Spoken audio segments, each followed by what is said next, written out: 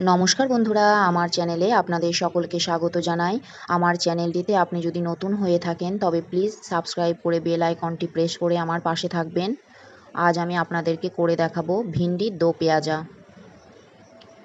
এর জন্য এখানে আমি 250 গ্রাম ভিন্ডি ভালো করে পরিষ্কার করে ধুয়ে নিয়েছি। এবার এগুলো ছোট ছোট টুকরো করে কেটে নেব। দেখুন এইভাবে কেটে নিয়েছি, সবগুলোই কেটে নেব।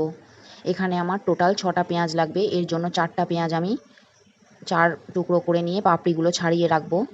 এইভাবে পাপড়িগুলো ছাড়িয়ে নিতে হবে এবং দুটো পেঁয়াজ কুচি করে নেব।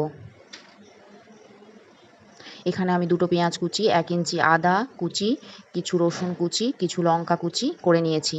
এবার কড়াইতে 1 চামচ মতো সর্ষের তেল দিয়ে প্রথমে আমি ভেন্ডির টুকরোগুলো দিয়ে দেব এবং পেঁয়াজ টুকরোগুলো দিয়ে অল্প লবণ এবং অল্প পরিমাণ হলুদ দিয়ে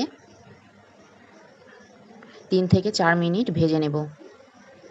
ভেজে নিয়ে এটা নামিয়ে রাখবো এবং কড়াইটা পরিষ্কার করে ধুয়ে নিয়ে এতে আবার আমি 1 চামচ তেল দিয়ে দিয়েছি। দিয়ে এতে শুকনো লঙ্কা এবং গোটা জিরে দেব।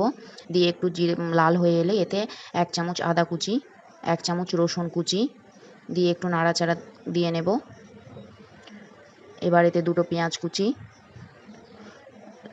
লঙ্কা কুচি, পরিমাণ মতো লবণ, পরিমাণ মতো হলুদ দিয়ে একটু ভাজা ভাজা করব। কিছুক্ষণ ভাজা ভাজা করে নিয়ে এতে এবার আমি ছোট 1 চামচ জিরে গুঁড়ো, ছোট 1 চামচ ধনে গুঁড়ো, ছোট 1 চামচ চিলি ফ্লেক্স দিয়ে আবার কিছুক্ষণের জন্য ভাজা ভাজা করব। দিয়ে এতে একটা টমেটো কুচি দিয়ে দেব। টমেটো কুচিটা দিয়ে আমি 5 মিনিটের জন্য ঢাকা দিয়ে দেব। টমেটোর জল বেরিয়ে টমেটোটা সেদ্ধ হয়ে যাবে। দেখুন টমেটোটা সেদ্ধ হয়ে গেছে এবং আমার অনেকটাই কষানো হয়ে গেছে। এবার আমি এতে ভিন্ডি ভাজাগুলো দিয়ে দেব।